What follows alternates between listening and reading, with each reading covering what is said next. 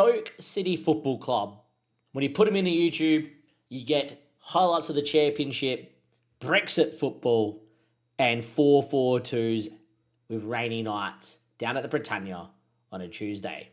However, it has been a long while since we've had moments such as these where goalkeepers were giving away corners instead of throw-ins. We've had so many great moments over at the Britannia with Stoke City and with obviously 4-4-2, Brexit ball, long throw-ins and corners. So let's make them great again before FM26 comes out. Let's run that intro and let's get into episode 1 as we look to bring Brexit football back from the dead and give Stoke the glory they deserve.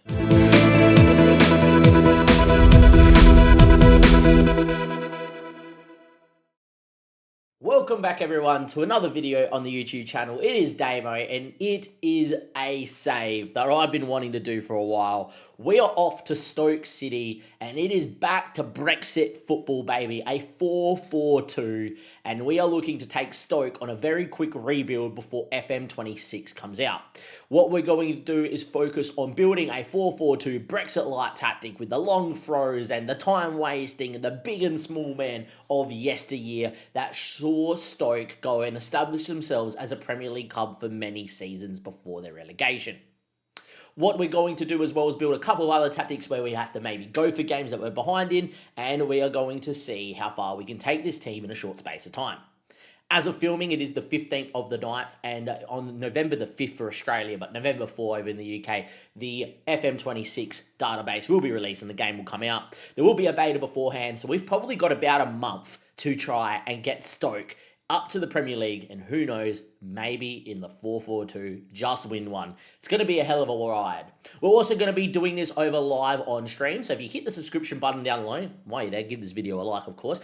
You can also be notified for when we do go live over on YouTube. However, if you're someone that consumes their live content over on Twitch, I do have a Twitch link down below as well. We are streaming across the multi-platforms.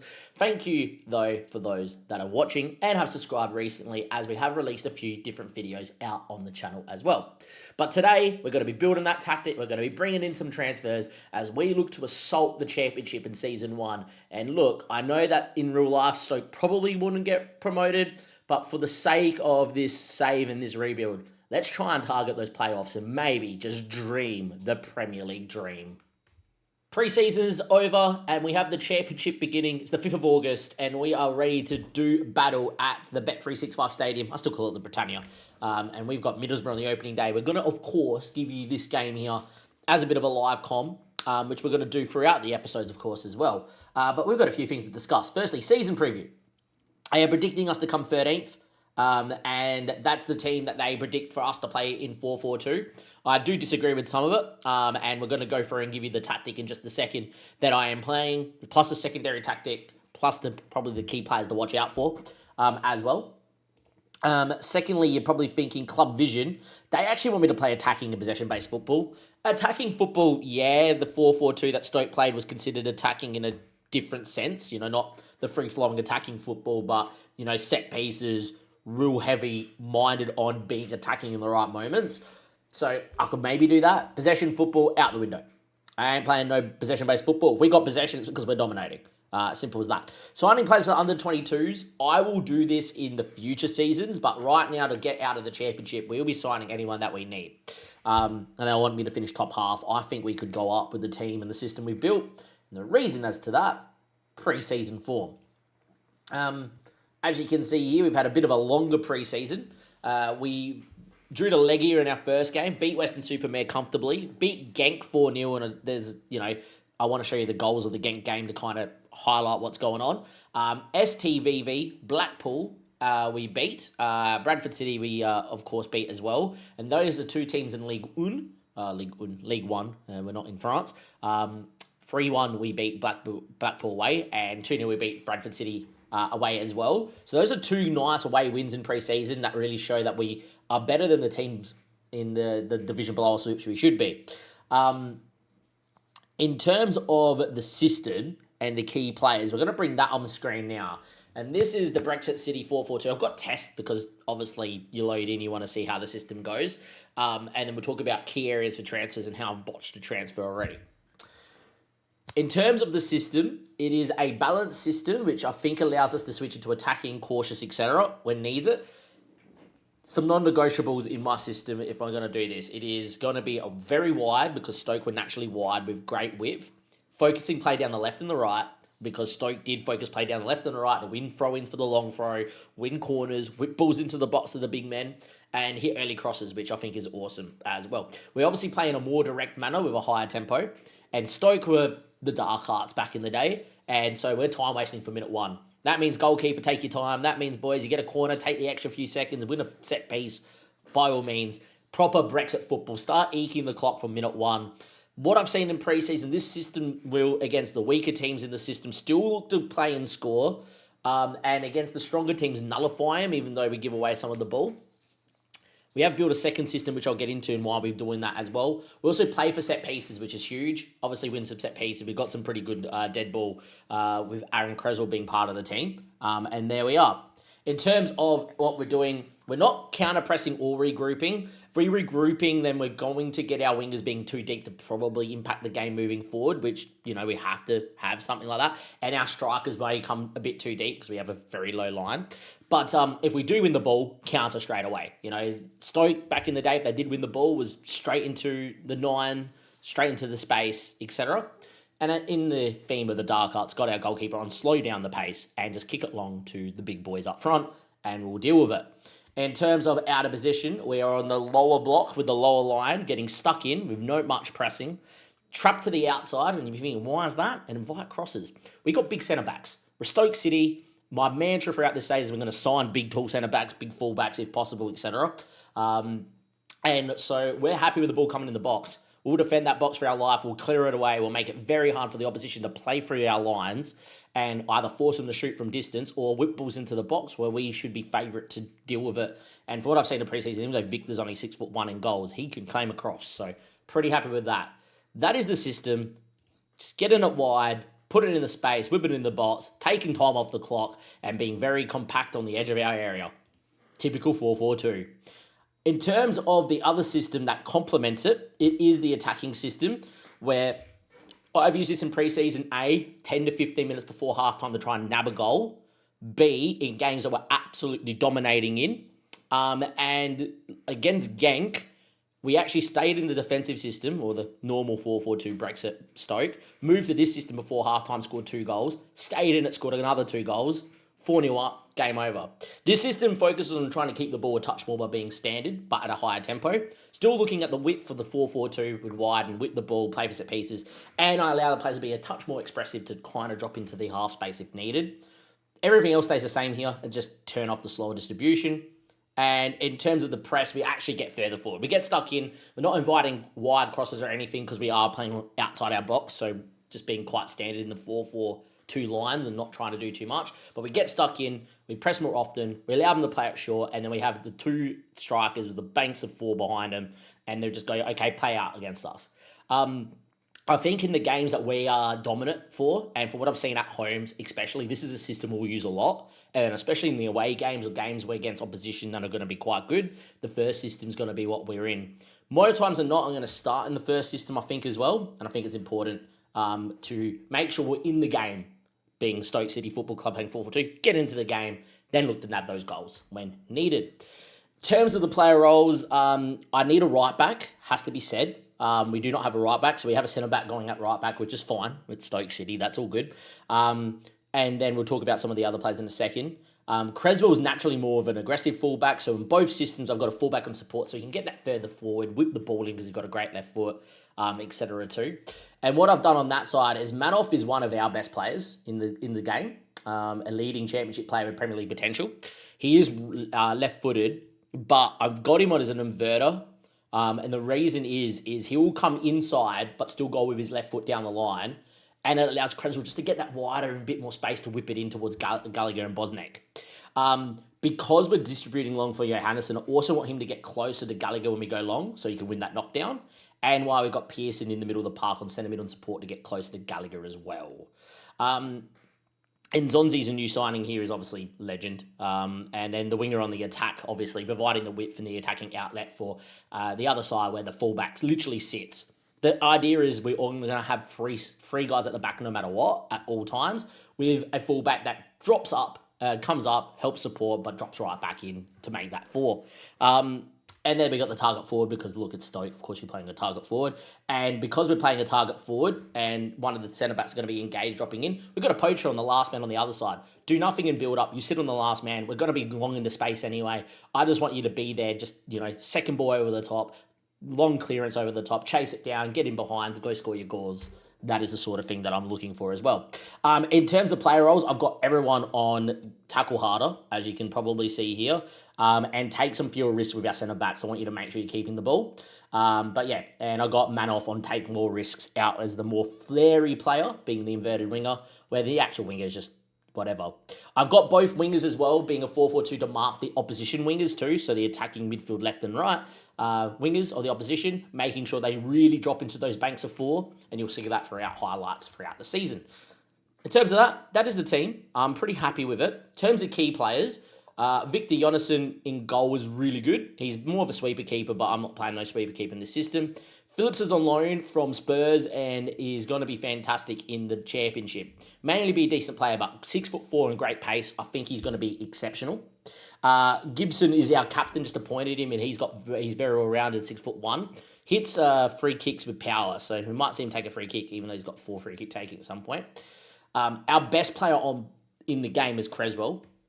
He's worth 16 million, leading championship player. He will be fantastic. If he stays injury-free at 33, we'll be fine. You can see why I want him to get further forward. He's got great free kick take. He's got great ability to whip the ball in. And for the championship level, he's got pretty decent physicals as well, so we're pretty happy. Manoff, as I already mentioned, is probably one of our best players. Nzonzi is 35, 34, but 6'5", typical Stoke centre mid, sits in the hole. And deeper lying will just sit there, get the ball, move the ball, keep in the four, help if we do need a centre back to play it into a midfielder to get out, if we do. But he's literally there playing, just staying in the middle of the park. So he's there for the set pieces, the French international, to head the ball home. He's really big in the middle of the park, so that's pretty good. Pearson's, obviously, people know who Ben Pearson is, former Man United kid, used to develop pretty well in FM, Bournemouth and Preston, etc. So with that all being said, he's in the middle of the park, so he's centre mid on support, getting up and down. I think he's really important as a midfielder. Vigil, for me, is someone that could be really good to watch out for this season. Just naturally quick players in the championship, in previous FMs when I've been in the championship and with my Wrexham same, just do really well. So watch out for the Angolan. I think he could be going ballistic for us out on the right-hand side. And then up front, we've got Gallagher, who's 6'4", absolutely physically a dominant footballer. Loves to win a header, got decent headering, target forward and support. I think he's the type of striker you want here at Stoke. He's the model. And what I really want is one big man with one small man. And we got the small man, and that is a player that is contracted to him in real life, and that's Robert Bosniak. He's actually 6'2", but he can do it all. And we've got him on the last man as a poacher, just natural finisher, can head, can get in the box, and got 2 good feet. I'm very happy with how the balance of the team looks. Our starting 11, apart from right back, and we do not have a long throw, we'll talk about set pieces in a second. We don't have a long throw in the team, which is annoying me. We lack quality on the bench. Like, Junior's going to be decent as a fullback, but more of an aggressive fullback, so be it. Thomas is okay, and he's not bad as well. Probably worth looking out for Thomas. He could play either side, and I'm going to use him a bit. And Rigo's got potential to be really, really good. And then you got people like this on the bench. So you got Cisse's no good. All right. Mascom's probably not going to be good enough for us, even though he's quite tall. Seko is not the greatest. 5'9", doesn't really fit any of the mould. I'll happily get rid of him. Then we've got a couple of loans in Mbama, FPL trap from back in the day, and Jamie Donnelly from Spurs. But yet again, not my type of striker, is a bit too small for this sort of system. And it is what it is. So we have got a decent squad. We probably lack a little bit of quality in the starting 11 out wide on the right, but I think Andre will be fine. And we need a right back, and we need someone that can take a long throw, because we got in-swinging corners. That's perfect. We've got defending corners, and by the way, For all the defensive ones, it is like max defend everyone in the box, you name it. Typical Stoke, do not concede from a set piece sort of thing. I'll be livid. But if you go to throw-ins and we go to attacking third, our best long thrower is Milan Manoff at 12, and he doesn't ping the ball in. And I had a guy on trial, and he's in my shortlist, and we butchered this one. So as you can see, we got 48k transfer budget, 3.94. It was zero and only £600 that we could spend.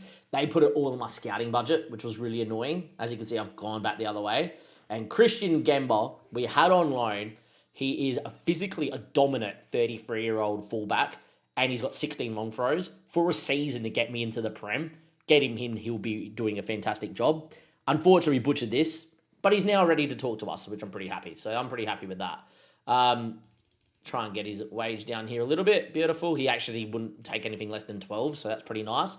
He will probably be our only signing because we do not have the money, but I need a right back who can help us if needs be, but more importantly, take a long throw. And I think he's going to be fine. He's naturally fit, get me for a season, and I think Christian Gamba will be A-okay.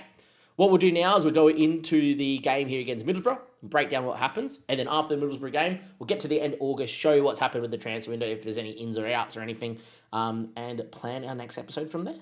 Opening day, one change is Ben's come out because he's not 100% and he's not fit, not passed his fitness test. So Junior, who's been playing pretty well, to be fair, in pre-season, is going to go out there and do the job.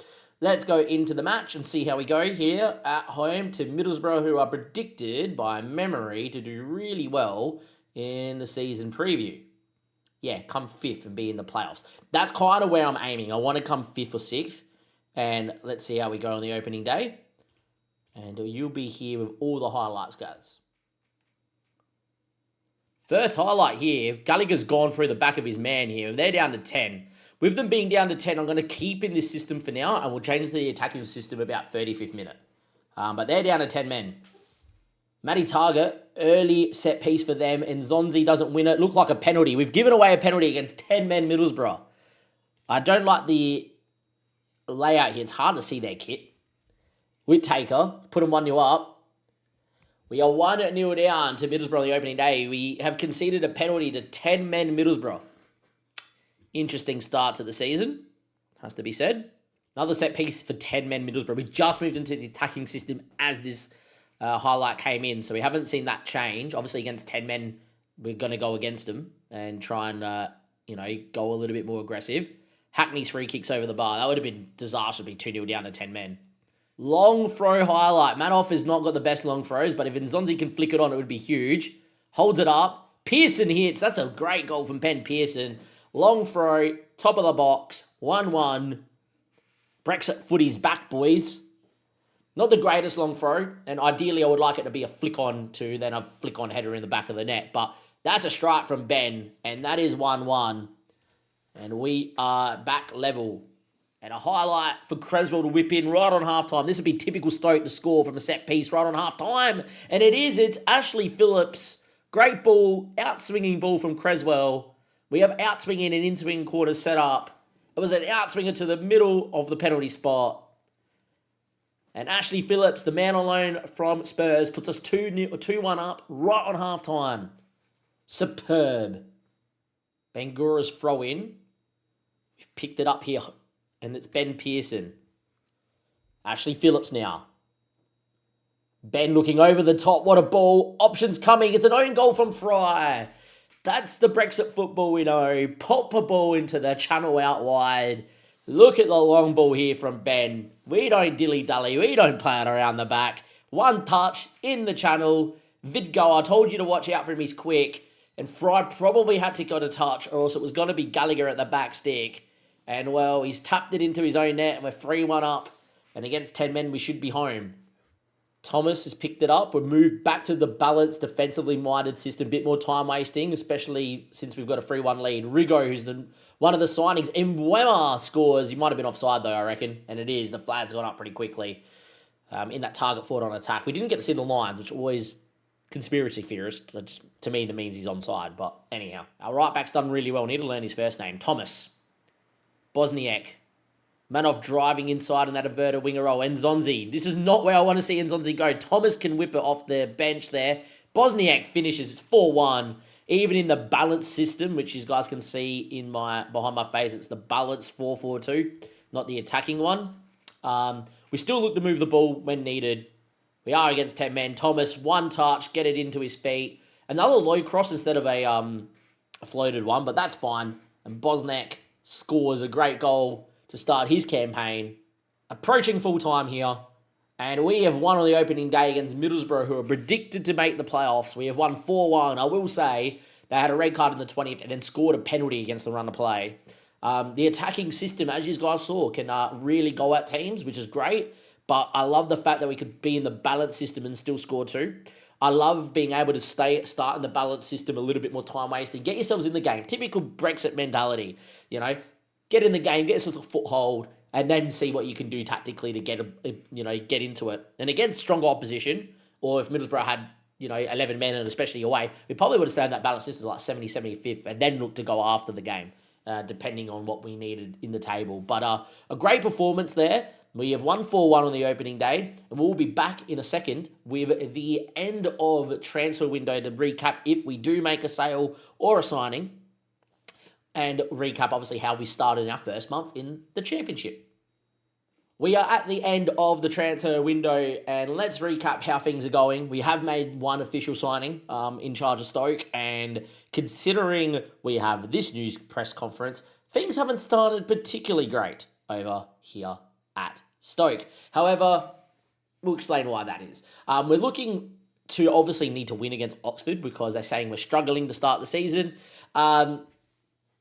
It's very early on. I'm not particularly too fast. After 5 games played, we currently sit in 15th. 2 wins, 3 losses. In terms of how that has happened, as we look here since we last met, which was obviously Middlesbrough on the opening day, which we won 4-1. We beat West Brom in a penalty shootout that went on forever, which was quite nice, and make it to the next round of the FA Cup. We then play Ipswich away from home, which was an even game on paper, 0.93 XG to their 1.53. Have a look at the 2 goals we conceded. We'll get them loading in now.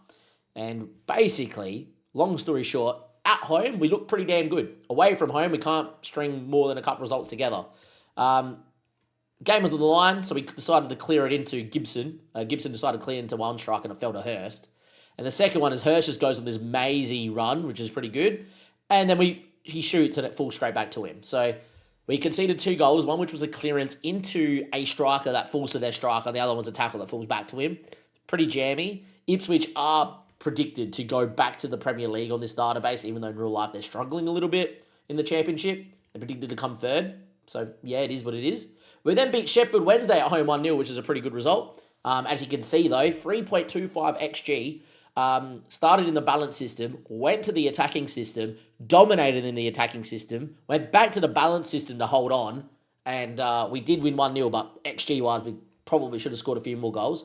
We then played Bristol away in a very even game away from home.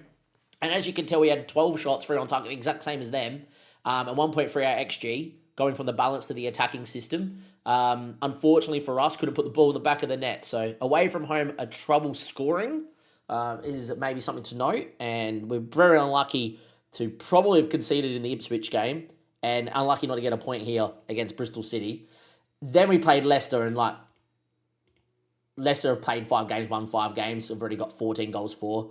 They have pumped Watford and scored multiple goals in all their other games. So, yeah, Leicester looking really, really good. So we lost 2-0 there. And, look, we played a defensively minded system, went 1-0 down in the 55th minute, went into the attacking system in the 70th and conceded on the break in the 80th. So, And then in the second round of the Cabaret Cup, we got Harrogate Town, when we won 5-1 against the lower league side, which is pretty cool with the rotated team. We actually drew Brentford in the next round, if I'm going to remove my camera for everybody here as well, and my border by the looks of it. We got Brentford.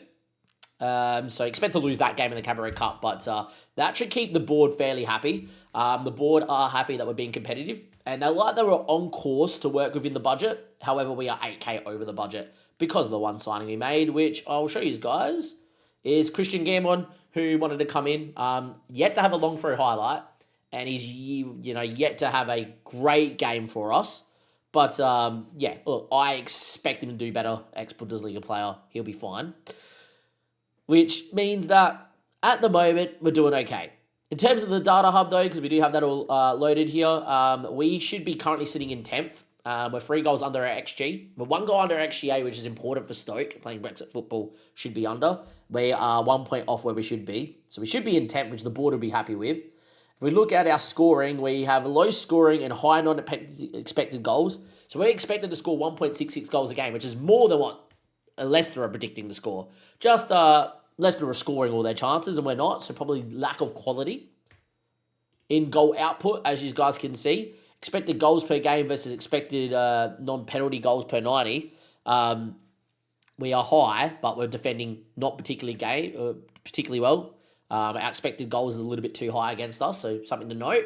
And defensive efficiency, as you guys can see, we're quiet, but we're busy in terms of, like, we have a good defense, but we're conceding a lot of chances, but they're all from distance because of our shape.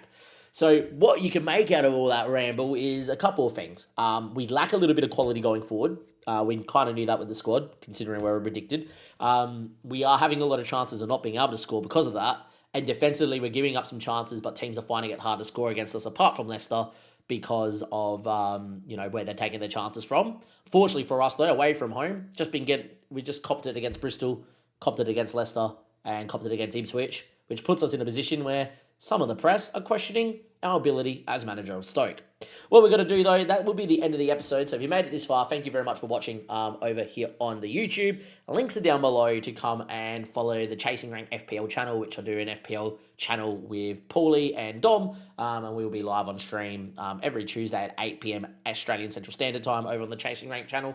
On top of that as well, there is my Twitch link, but you can also just hit the bell on the YouTube, as we do stream over both, and you can see this stream live. We obviously got FM26 content coming up. And we'll be looking to release videos every Tuesday, Thursday, and Sunday at a minimum, with probably a Friday / or Saturday upload as well in the lead in to FM26. But from Damo and from Stoke and from Brexit football, we will see you next time, where results need to improve. Thank you and goodbye.